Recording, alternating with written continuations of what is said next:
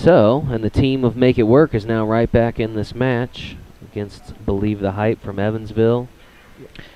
And whose put up is it? It would be... Well, it'll be interesting to see here based on kind of where we're at now with the score and see. But it would be Believe the Hype gets put up this time first, I believe. Not clear on who put up first. You are seeing the overall match score now. Believe the Hype still leading, but the differential much less. Obviously, they were up 3-0, now 4-2. They need just 4 team points to advance or to win. Make It Work needing 6. So regardless of the outcome here, in the third match, we will definitely see a 4th. You know, in that game, that last game there, you know, that shows you how much a fraction of an inch can cost you a victory. Right. Absolutely. That ball, if it hadn't touched that rail, it would have been over the other way. That's right. Wow. Right. It was good. Yeah, that was great fun. match. I enjoyed fun that. Match to watch. A little nerve-wracking, but fun nonetheless. Yeah. Hopefully the audience we love that. Out in the internet land is enjoying it. Of course, you are watching live coverage of the APA World 8-Ball Championships here at the Westgate Resort and Casino, Las Vegas. This event now in its 10th and final day. Of course, we started with 713 teams in the 8-ball division.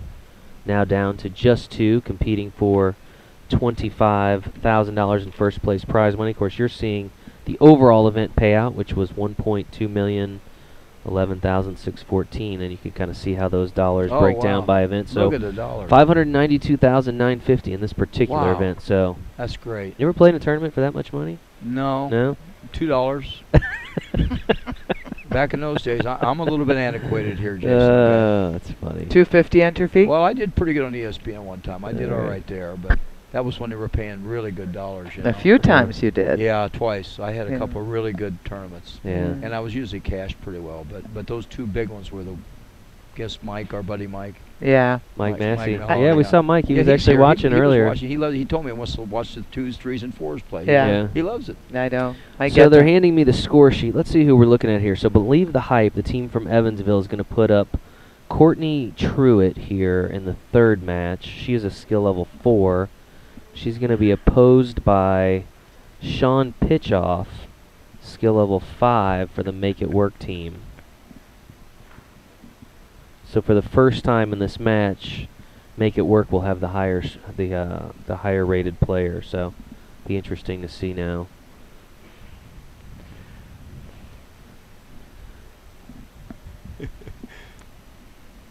As the players prepare to lag. Courtney with her cue stick. I just love the lag. I do. I love the lag. Is there anything you have so much love everywhere in your heart? I don't. Yeah, it's just there. I know. I like that about you. Yeah, I just love it. It's great. I mean, look at this. Now watch it. Even look at the ball roll. That's even beautiful. Well, looks like Courtney's going to win the lag there.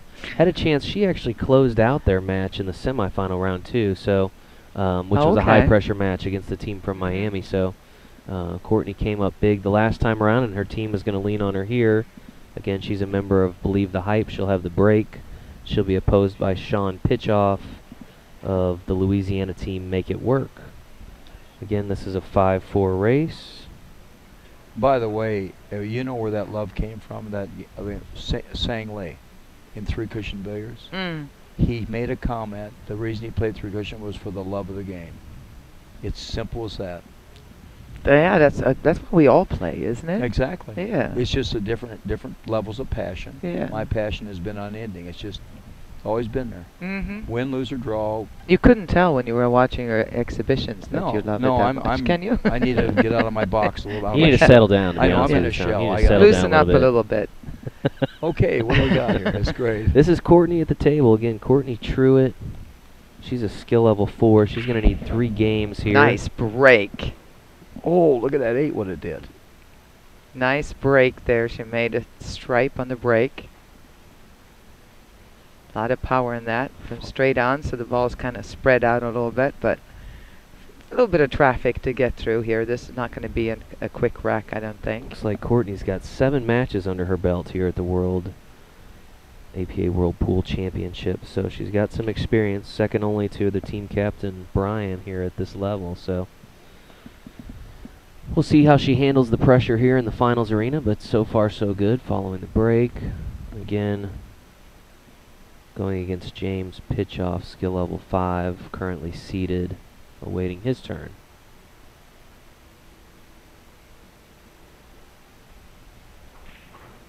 Oh, she hit the ball good. Man, she went right through that. Did you see that? She hit it firm, but she goes through the ball. Right. And team score.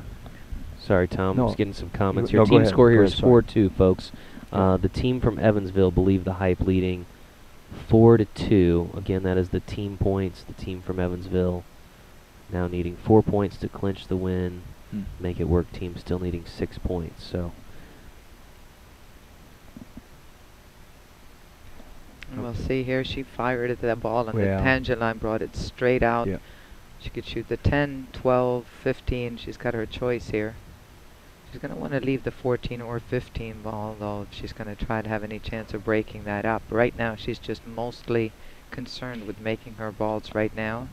Skill level 4, you're not going to think the same as a skill level 5, 6 or 7 necessarily about running out and solving problems. You want to make sure that you do get some balls under your belt.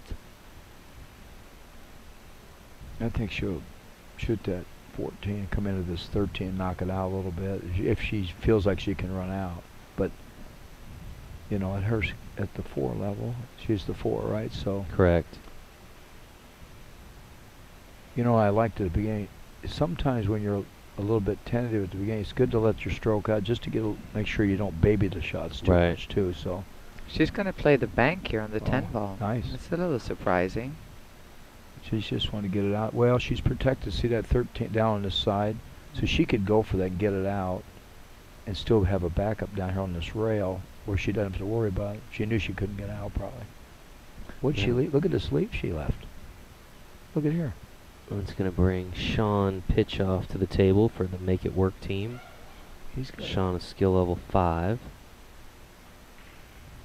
Yeah. Nice block of the pocket there. And there's a tie-up again. Now there's 2 tie-ups. There's 3 Look at this. Yeah.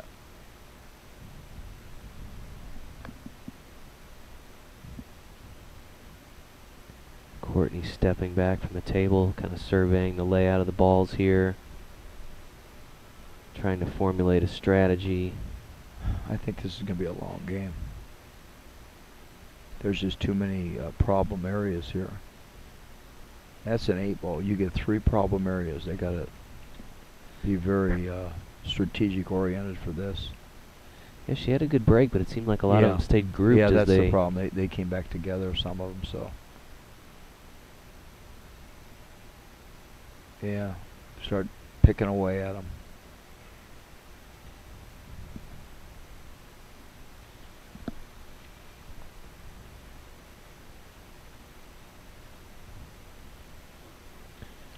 Well, the crowd has quieted down considerably since that last match. I think all the tension in the room and everything kind of came out there at the end, and now everybody has kind of settled back in for what will hopefully be another great match here. Well, what looked like for a while there, it was going to be a 6-0, potentially a very quick. Right, very lopsided, yeah. But this is very, very much anybody's game still.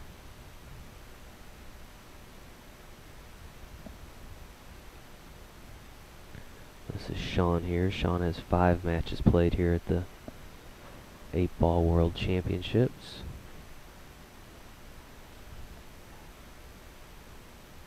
Nice balance for this Louisiana team as I go through and look at the matches played for their team.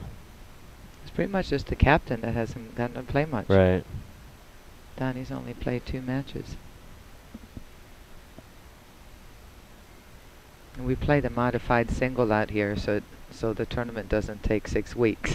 Yeah, we'd be here a lot longer than we already are. So the modified single meaning basically that you get a chance to play twice.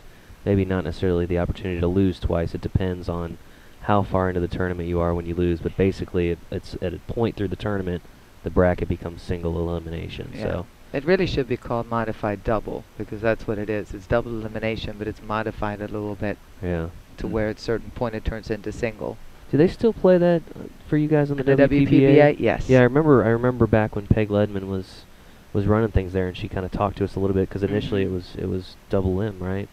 Well, it really started because other than billiards and I believe college baseball, at least they used to back then, is we're the only ones in the whole country and the whole world that play double elimination. So the general public, if we're trying to take it outside, they have no idea what double elimination is. Right. So it was very hard for us to explain that even on television. So by playing it down to a certain point and then going to single definitely by the time we got to the television matches, it was a lot easier to explain it. And it really made a difference. Plus, you can shorten the tournament a little bit. Right. It's the same for everybody. Once you get here, boom, it's single elimination. So. Well, you know, formatting is different, especially like in Olympics. They change certain rules and even the rules of the game. You know, in basketball, there's different variances in that international arena. Sure. So, I mean, in America, we've kind of gotten our own little formatting that we stay with. So.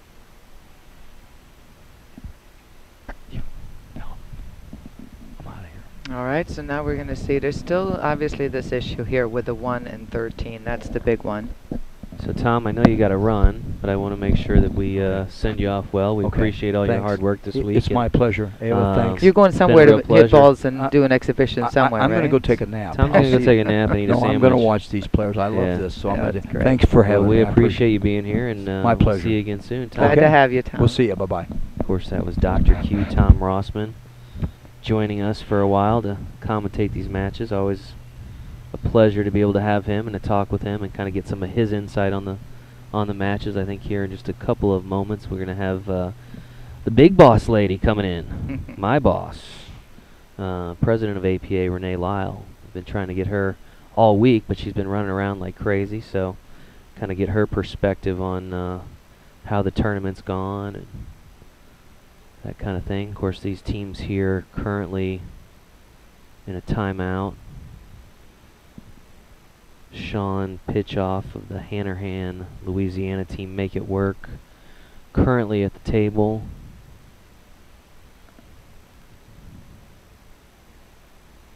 Here we go. Everybody gets 1 timeout except your skill level's 2. We get 2 timeouts. Somebody on the comments saying, "Did you hear Tom whisper, 'I'm out of here'?" Yeah, he just didn't turn his mic down. But one of our producers had said, "Hey Tom, we're gonna have Renee come on here in a few minutes." And I know Tom's been, of course, Marty patiently waiting on him. So Tom's still here with us. Don't worry, no controversy there. That was a pretty smart move right there, leaving that where it is, because the 5 ball is still blocking that pocket at the other end. So breaking those balls up, definitely advantage Shawn here. So during the timeout, we've been joined by the big boss lady, Renee Lyle. Renee, how's it going? Welcome. Doesn't mean, you know. No, I mean she has all the power here, folks. She is the final say here at the APA World Pool Championship. So also the one who signs my checks. So we're happy to have her. Renee, how are you? I'm good. Been a busy week for you. It's been tough catching up with you. It has been busy. Yeah, they keep you busy here, I know. I've walked a lot of steps. Yeah, been my tracking. Fitbit broke one day. Oh, no, I was very disappointed. You outwalked your Fitbit. That's amazing. I did, I guess. But you then outwalked your Fitbit. I didn't get all my steps in, and so I didn't get. I wanted to know how many steps did I put in during a whole world championship. And so we got a great finale here. I don't know how much you've had a chance to see, but the Evansville team here opened up with a 3-point victory in the first match after a shutout. And then we had a skill level 4 for Louisiana come storming back to get a big 2 points for her team. So we've narrowed the gap, of course, and now we've got Courtney Truitt for Believe the Hype, the Evansville team here at the table. She is a skill level 4 racing to 3.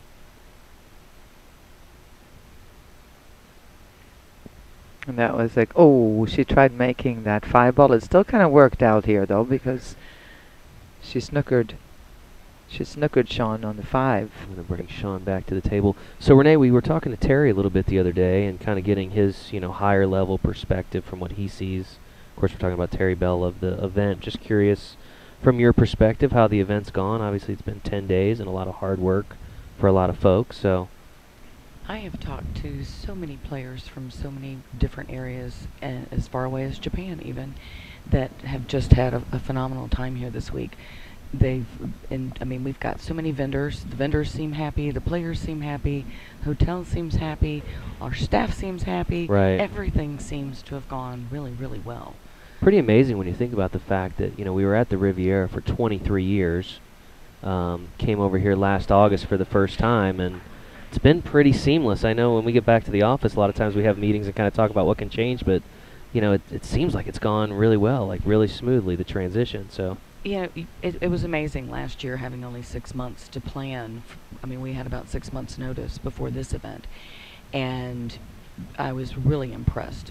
Bill and the whole department, we've got about 10 people, we've got 10 people who focus on our tournament productions day in and day out, and they did a phenomenal job last year, and there were only a few things that he really wanted to tweak for coming into this event. You probably had a bigger impact on anything that changed between last year and this year. With the streaming. With the streaming and with the new branding and recognizing our world endeavors. These players are this has been phenomenal to watch. It took me 2 matches to get packed today. Yeah. Normally I can pack in about an hour, and I kept stopping and watching the stream because it was just... It was exciting. It has been exciting. And it was a great shot earlier by Courtney to make her ball, her opponent's ball, and the other one kind of fell in. Everything was going right, and then all of a sudden that mistake, but she got lucky and snookered Shawn back. So kind of a back and forth here. This is going to come down to who comes with a big shot, I think. And Courtney has a chance to draw first blood here.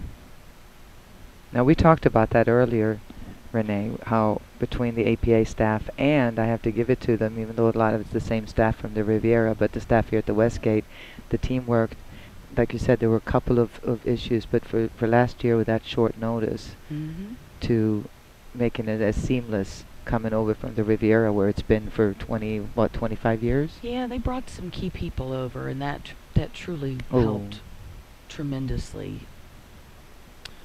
Yeah, and I know I talked to some of the staff this year, and they said, well, they told us last year what was coming, but we didn't fully realize it until you guys showed up, and so now they had that first run last year, and because, again, an event of this magnitude, you've got 12,000 players, maybe even closer to 15 when you factor in, people that travel with the participants, and it's a lot for a hotel to try to absorb, and, their restaurants, their casinos, their cleaning people. It's just a lot of folks. For everything. I don't know how many times last year I made the comment, we've never moved an event this size. And all of a sudden I sat back and I said, it's because every year it gets bigger, and we haven't moved for 23 years. We haven't moved an event anywhere near this size.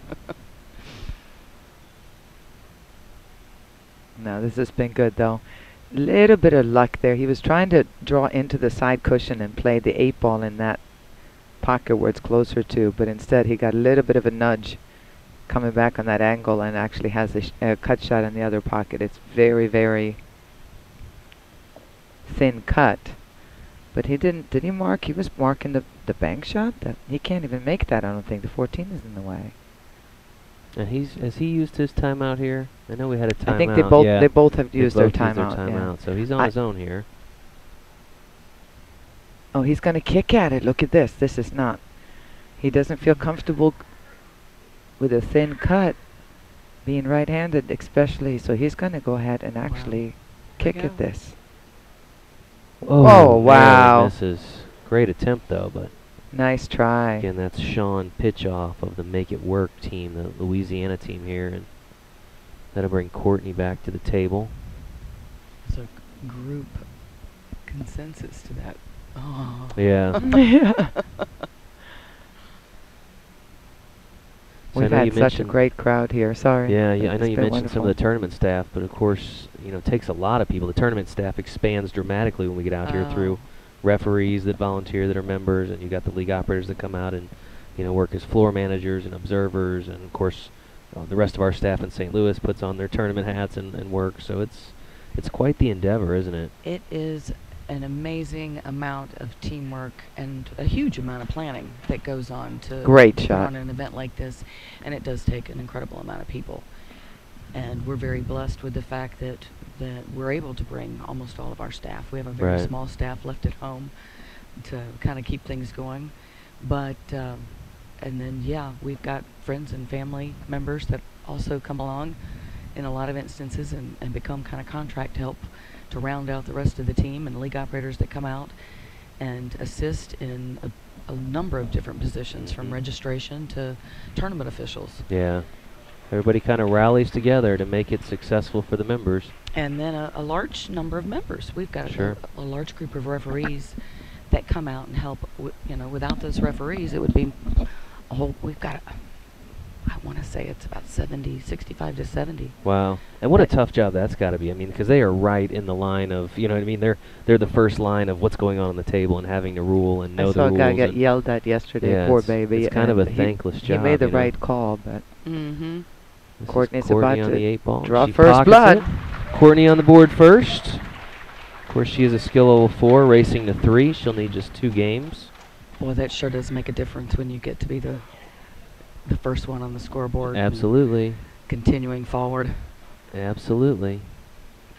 So I know we talked a lot about this particular event, but what else, you know, as APA moves beyond this event, which obviously we spend a lot of time focusing on, but as we move into the fall, some of the things going on when we get back? Oh, wow. Well, you know, we'll take the next 30 to 45 days just to talk about everything that happened here and make some... Sorry about that. I got distracted. We'll take the next 35 to 45 days just to talk about what all happened here. And during that 45 days, we'll record all those good ideas and things that worked, didn't work, what we need to work on to improve on. And then we very quickly move into the U.S. Amateur preliminaries the end of September. Right. And we've got the 8-ball and 9-ball singles programs with the fall regionals the 1st of October. And then we'll have U.S. Amateur Championship coming up in November. Be down in Tampa, right? Yeah. You'll be back down in Tampa. You like that event? Yeah, I love the Tampa event. You do? Love the Tampa event. What's not to love about it down there? Florida. So, of course, we got the regional meetings, which I know don't necessarily involve the member side of things, but a lot of the decisions that are made in those meetings ultimately affect kind of the entire system. So absolutely, you're doing that with the league operators. And, of course, obviously the fall session, right? A lot of the leagues are just now starting their fall session or about to start. For those members that are interested in getting involved, of course, you can go to poolplayers.com/live. We've set up a nice, easy form. You give us your name, your email address, phone number, and we'll have somebody get in touch with you. We'll make it as easy as we can. And, of course, might find yourself here in Las Vegas next year, streaming on the main table for $25,000. I talked to a couple of people this week who said they had joined last summer, and their teams had managed to qualify at some point during the year, and a couple of them sounded like Cinderella stories of how they got here. So many great stories. I mean, again, there's I don't remember how many teams exactly, 713 in this particular event, but overall I think 1,200 some odd teams, and it's just a lot of great stories of, you know, kind of how they got here and some of the backstories. We were talking about the ladies 8-ball team a little bit earlier, and the team member that they had at home that had had a really tragic, involved in a tragic accident that claimed the life of her fiance, and they were really playing for her, and you could see a lot of the emotions come out of them once they had won that match. So lots of stories like that. Of course, we've had teams here from Louisiana that have been affected by some of the flooding. We've had teams from Southern California affected by some of the wildfires and things going on down there. So lots of great stories when you have this many folks, and they all have a backstory.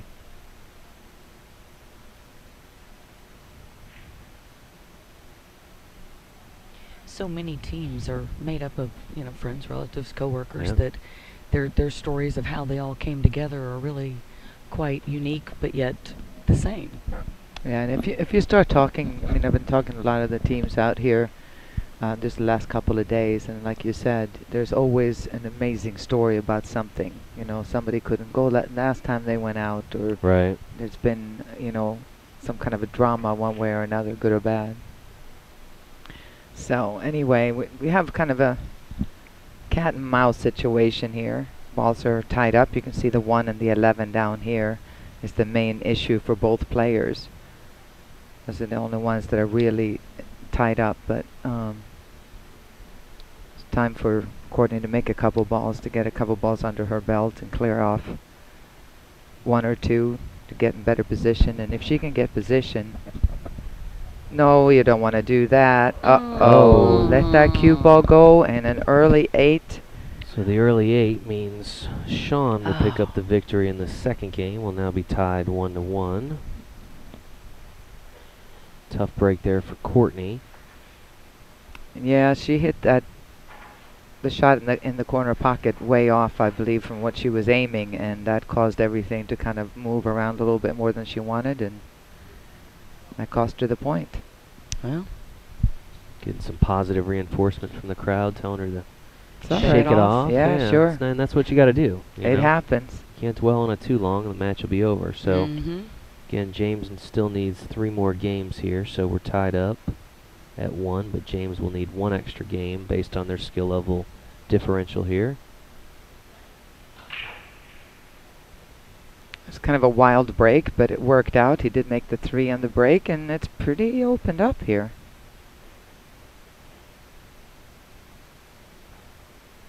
Two 14 and 6 and 12, I believe, are the only issues here. Neither one of these 2 players have been a kind of a threat to break and run so far in this match anyway. Shawn's a skill level 5, as you can see. Courtney a 4. We mentioned this earlier, but the Make It Work team is out of Harahan, Louisiana, where they play out of the Daiquiri Stop, which my favorite sounds pretty name. good right about now, I think, to all of us who've like been that. working the last 10 days. But we need one of those in Myrtle Beach then, the Daiquiri Stop. I like it. I like sure. You've been in the Daiquiri Stop? I know you travel quite a bit visiting members and stuff. You been there? No, I haven't, but I have seen a number of locations with Daiquiri in the name of it as you travel around Louisiana and that area of South Louisiana. I'm surprised you don't have any in Myrtle Beach. The Daiquiri Stop? It's warm down there, right? Well, you know, we got Margaritaville, and you've got all those, but just want to make sure you can get your frozen drinks when you need them. Oh, yeah. Where I live, you need those. Yeah. All right, 6 balls blocked off there, so he's going to have to come with something. There's not even anything to shoot at, so he's going to have to go defensively here. Because you can see the 2 ball, he can't make that because the 14 and 11's blocking the 5. If he can hit the 6 straight on, that may be the move, is just tap the 6 ball down there. It wouldn't leave much of a shot for Courtney. Yeah, I think that's what he's going to do, is just tap the 6 a little bit. I want to hit it too hard and get behind. Yeah. I feel like I can't tell if it'll go. It won't go now. A few minutes ago, we were showing the setup of the event. I'm curious, I mean, how long does it take, you know, to get an event of this magnitude set up and then to tear it all down? Well, we flew in on our setup crew arrived on Thursday, and we had meetings with You're talking the Thursday before the Thursday we started, correct, which was a week out. Yeah, and then the 11th. We started on Friday with unloading the truck, hotel meetings, the hanging of the lights, and then pool tables started coming in after that. But I mean, to put all the pool table lights up, it takes a few days. Right. It's the hardest part of the process, right? Yeah, the lights. so they generally start with one room and kind of wave through the rest of them from one room to the next to the next.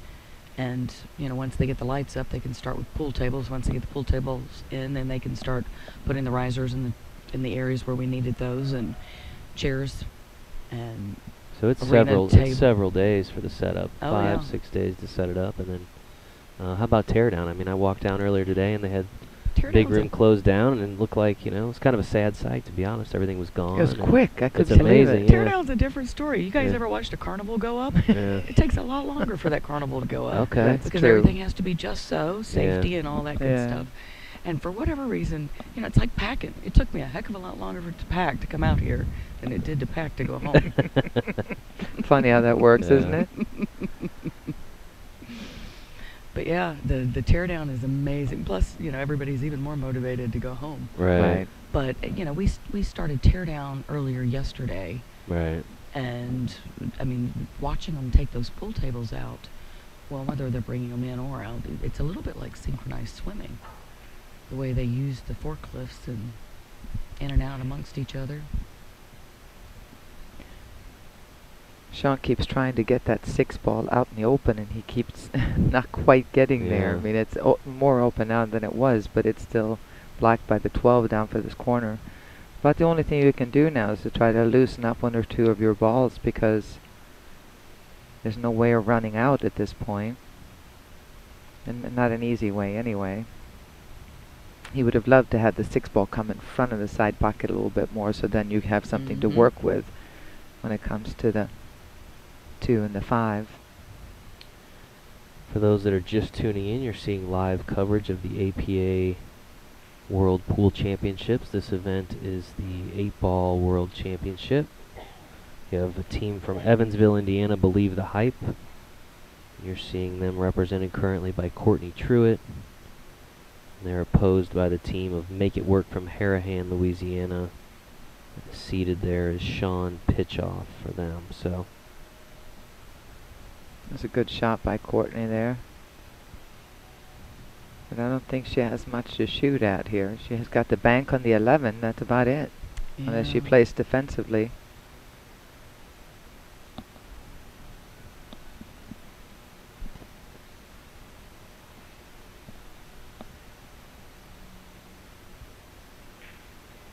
Uh-oh. Oh.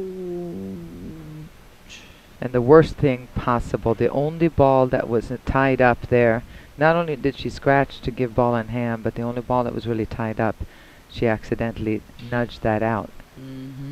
So now, for Shawn to make this 6 to start out, drift the cue ball straight out, chance to play the 2 ball next, and then the 5. He could easily run out here as a skill level 5.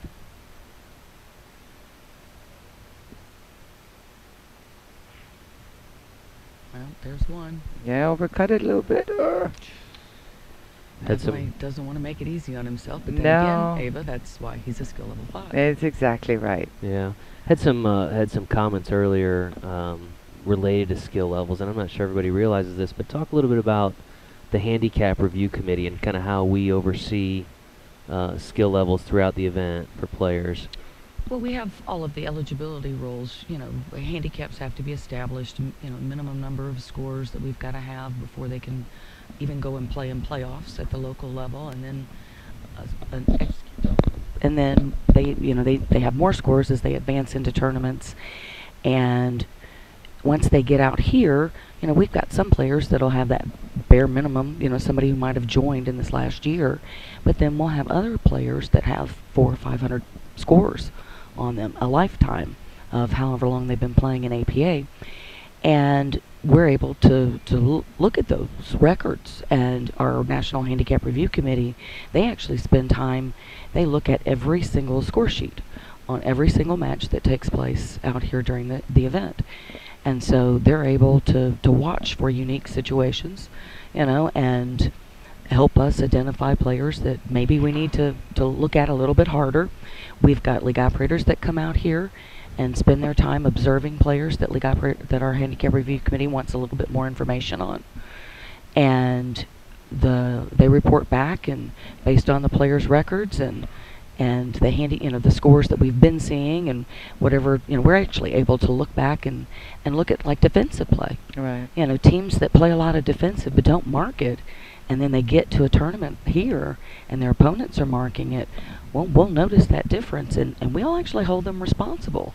Well, you know, it's interesting because some of the players, I'm going to hold off 1 second and see if he makes this 8-ball. That's a pretty big shot right there. Watch this. Wow. And scratches. Courtney just got on the hill, courtesy of Shawn there, who let his cue ball go. Wow. Wow. She just took a big old sigh. Yeah. That had to feel a little bit better for her. Hey, you give some and you get some. I was going to say, but we've had one each way there now. Yeah. But to finish my thought before is I've said that to the players in the league that we run down there, is that it's, you know, because they're afraid, what if we go up and we'll get DQ'd? And I said, well, Don't look at it that way. You should be happy that as a possibility. They're looking out for you, for people that are actually trying to cheat you. If you're not the cheater, then you should be happy that somebody's actually looking out for the cheaters. I mean, it's the same thing. Again, I can compare it to golf because in Myrtle Beach, we have the world's largest amateur golf event. Right. And there's like 90-some courses that they use. And I mean, 2 years ago, I think it was 2 or 3 years ago, we had a 13-year-old girl disqualified. And there's several players that get disqualified that are, whether it's intentional or not or whatever happens, you know, but you're looking out for the actual greater good of the event and the rest of the players that are playing fairly. Well, and that's the thing, you know, I remember years and years ago when we started the National Handicap Review Committee, it was a very stressful situation when I was involved with disqualifications. And it's not that it's not stressful now, but the interesting thing is that you focus on all of the other participants. Right, it's not about, you know, any one individual player or any one individual team. It's about everybody else that's here to play. Right. And preserving the integrity of the event.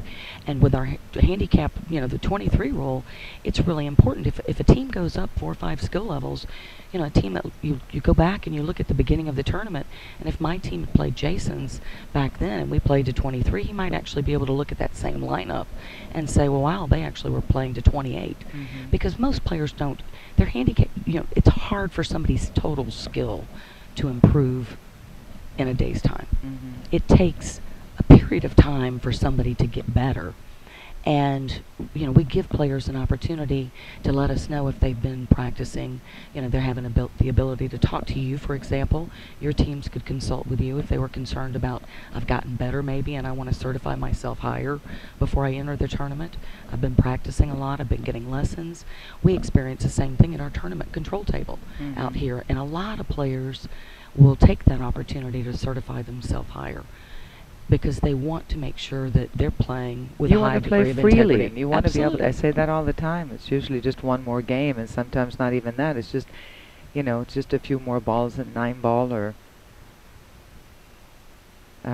so, yeah, I mean, the fact that you have the opportunity to certify yourself higher, to me, is great, because then you're taking the responsibility and laying it on the individual players and on the team as a whole, so...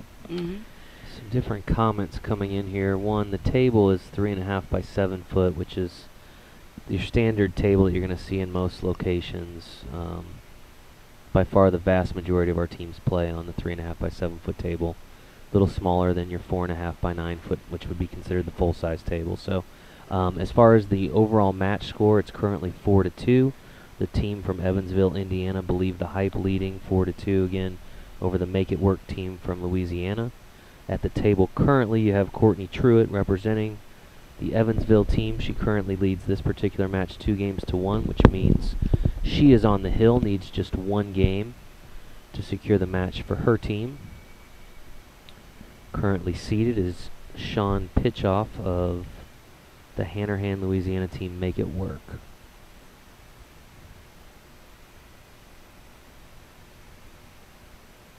Again, we try to kind of keep up with the comments as best we can. A lot of comments coming and going, so sometimes tough to answer them all, but we'll continue to do what we can.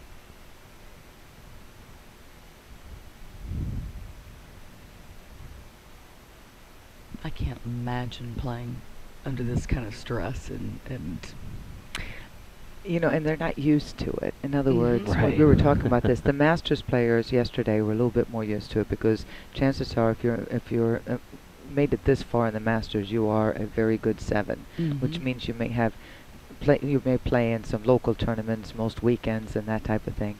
But when you're in this situation, some of these guys, you go from playing the local championship, where by the time the finals come, maybe a couple teams are still there, but you're kind of on your own. You come out here, and as many people as are here, nobody really sits and watch you unless it's maybe, you know, your wife, your husband, right? Everybody's your playing, friends. right? Yeah. And then you get here, and all of a sudden it's live stream. You got your friends at home, family at home watching. Overwhelming. And you got 200 and some people in the room that's been watching here. So I shook like a leaf for the first year that I played league. Did you? Oh man. Yeah. You play a little bit of pool too, don't you? We always get asked that question if we play, and you're a pretty decent shot, aren't you? I got a little better over the years. I was that too that nobody seems to be able to find, but they're always looking for. Yeah. And I started out, if we'd have had negative hundreds, I would have been one of those. And I eventually became a bad two. And then I guess if there is such a thing, I eventually became a good two. There's definitely a good two, believe me. Who then graduated to a 3 and was not a good 3. But, you know, anytime you go from one skill level to the next, you're always going to be the lower end. Sure. And you've got to learn to get comfortable with that number. And eventually I stopped bouncing between 2s and 3s and stayed at a 3 forever. And then eventually I went up to a 4. And I was very proud. I'm not sure that I will ever go beyond that because I just don't seem to have time for practice, and that's... I have a whole new level of respect for you. I didn't know you were a 4. What the hell now? Years of hard practice. See how that pays off? Watching you guys play. Yeah, that's right. Picked up something over all the the years of coming to the pro tournament, front row center. You must have learned something. That's right. I was always smarter than my performance.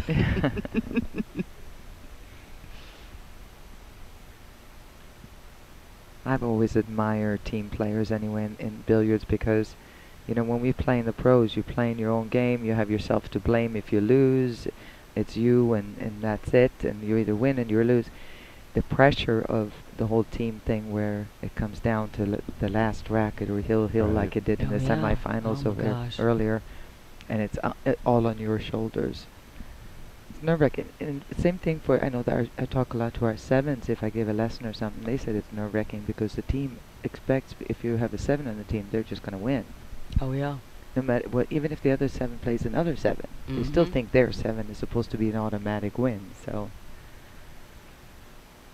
I don't know, the team aspect is impressive to me.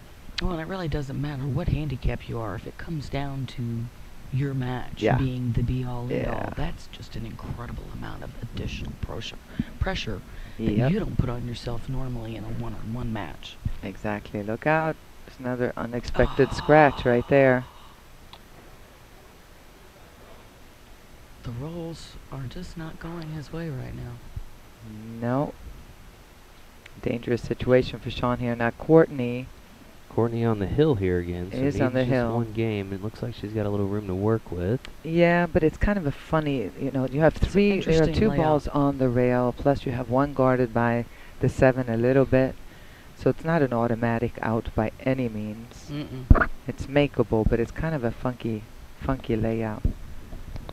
Of course, the scratch by Shawn means Courtney has ball in hand here. She'll place the ball wherever she chooses on the table or where she believes best based on her strategy from here. I mean, pretty much the best thing that I can see is you want to get rid of that 10 ball. I would think you want to get rid of the 10 ball here. Normally you want to get rid of balls on the cushion quick and obviously balls that are tied up a little bit. See, and now this is the difference in, I think Courtney is probably a little bit stronger 4 than I am. I would probably be taking a few balls and hiding, and so I would be leaving the 10 exactly where it is if it was making the 7 more difficult. Yeah, but I think the 7 actually... Is that the 10 or no? The 7 may actually go past the 10 if you hit... Well, maybe not. See, I thought the 7 passed there. You might be right. The 12 and the 7 You're and the 10 talking right are on there the on 2 the that were rail. getting It's kind of me. tough to See, tell. I don't see the actual table. I can't I see the can't actual either. table from where I'm sitting, but I think it may not even become an issue. No. She's going to do her thing here. She wanted to be more straight in probably, so she had the choice of playing the 10 ball next, but I mean the 12 ball.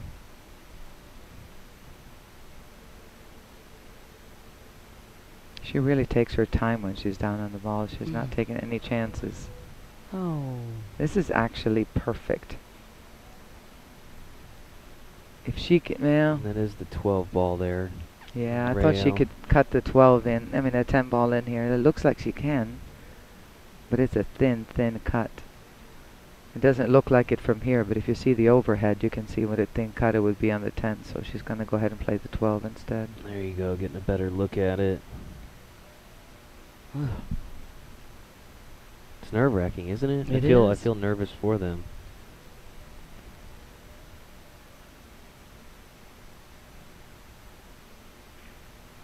Wow. Wow, but no shot on the 10. Wow, what a good cut shot. It's one of those where you don't know whether to say good shot or oops. Yeah, you just don't know. On one hand, I'm happy I made the ball, but then I'm sitting there going, no, what do I do? Now what's next? The one nice thing, she hasn't used her timeout yet, though, has she? I don't believe so for this particular game. I'm not sure.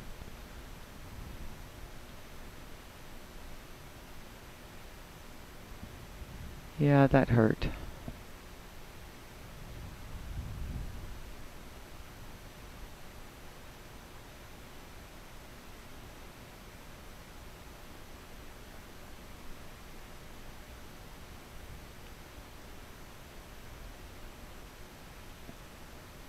Courtney sizing up the table here. Don't see anybody on her team stirring down there as though they may She may call have a already taken timeout. it. So Yeah. we may have just missed it.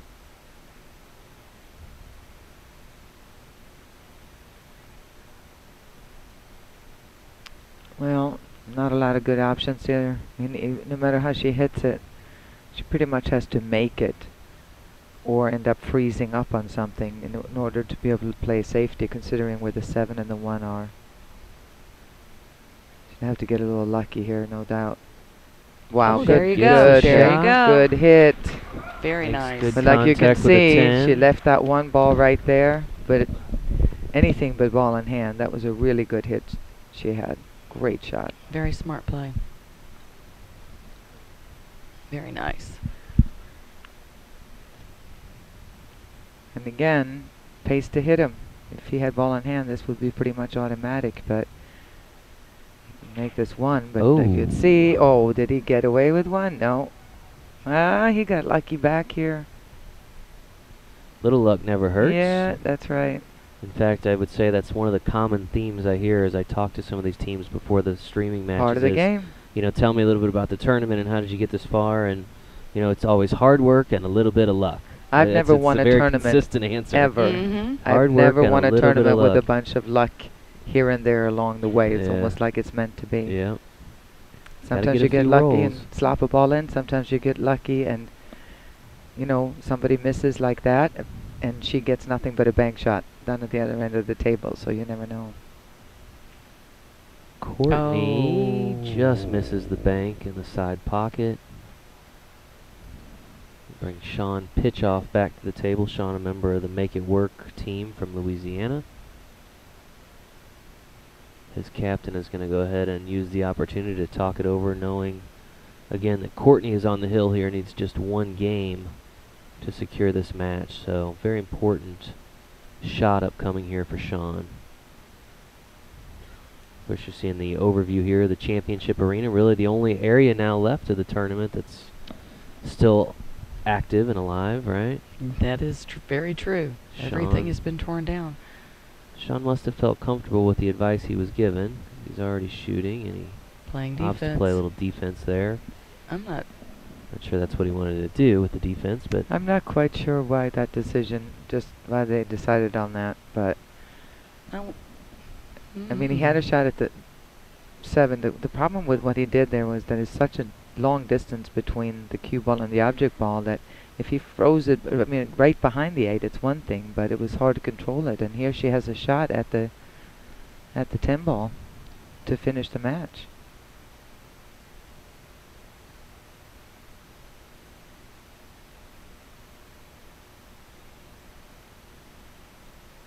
It's going to be tricky getting over the other side here. Nice cut there, the 10 ball. Is she going to hit it hard enough? Well, she's going to have a ways to go, but she's going to,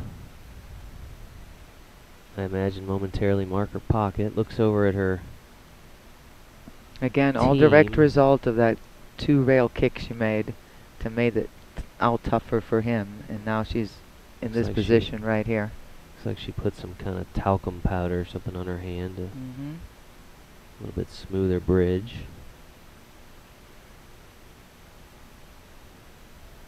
She's also used that powder to mark the pocket.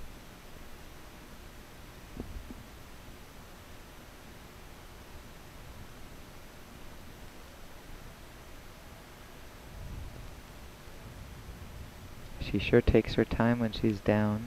See if she can. Oh, she overcut it just barely.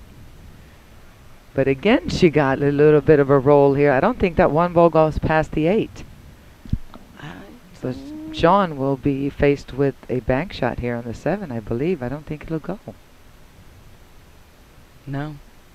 Doesn't look like it on that replay. He's going to go ahead and play safety.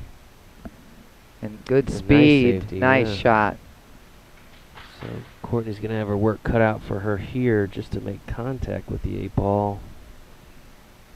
That's good defense.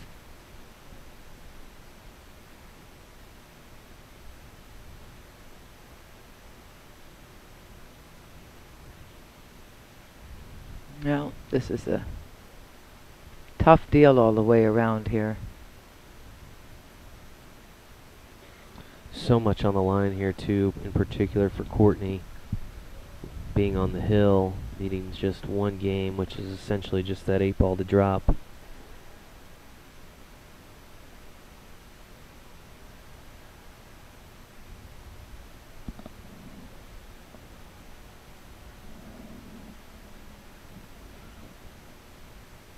She's going to take another look at it here.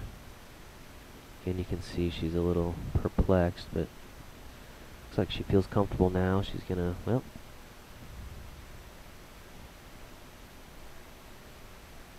again, understanding the real magnitude of the shot, making sure she's going to at least mark a pocket. I don't know that she is going to intend to really try to pocket a ball here as much as just try to make contact with the 8 ball, but just in case. Just to be safe. All right. You never know.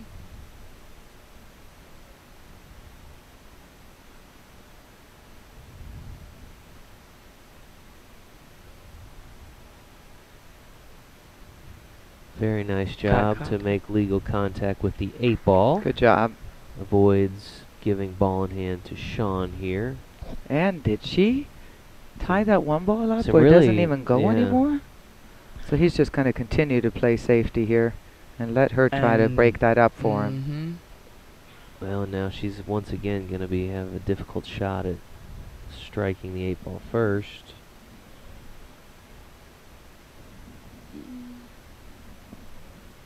She's going to try to come off the rail into the...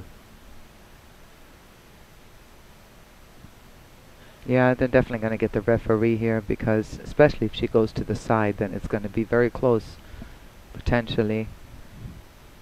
I mean, the safe way to go here is where you pretty much can't miss the hit is to go straight down in the end cushion and back out. The problem then is you're going to leave everything wide open from now after that. You've got to hit it hard enough to get something to a rail after contact. It's true. She's going to... What is she doing? Oh, she's just marking it maybe just because? Yeah, I mean, she's on the 8, figures... Might as well just call just to be safe. Maybe the 8... I think she's going to try and... Maybe it's... No, it's not dead off there. Maybe she just marked it just in case. It's not dead. Can she see more of it than we realize? No way. She did. Oh, she did see it. She saw a lot more of it than we realized. And how good did she hit this ball? Excuse me. Look at that. She hit it good enough to block the one ball right here and left him another bank. It meets the approval of at least a few members here in the crowd. Very smart play. Perfectly hit on top of it. So that was pretty good there.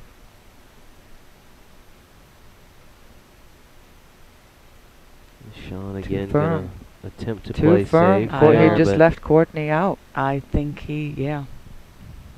This will be a big shot upcoming here for Courtney again on the hill. Needs just one more victory to secure this 3rd match for her team. Currently would be looking at a 2-0 split, I believe. The only thing Courtney has to do here is you know, really focus on the cue ball too, where she wants to send it, so she doesn't go one rail and scratch in the side or the corner or somewhere.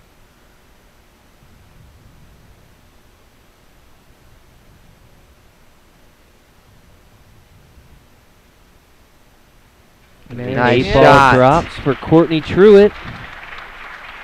Wow. She secures the third match for the team from Evansville, Indiana. Believe the Hype. That will give them, I believe, 2 more points, taking them to 6-2. I believe a 6-2 lead. Look at that smile on her face a minute ago.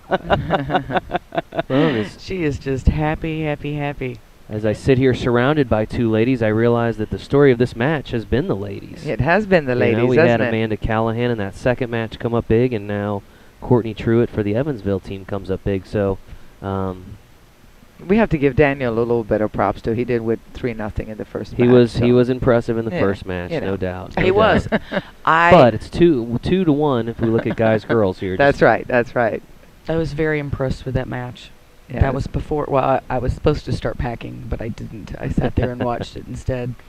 And you guys were very entertaining.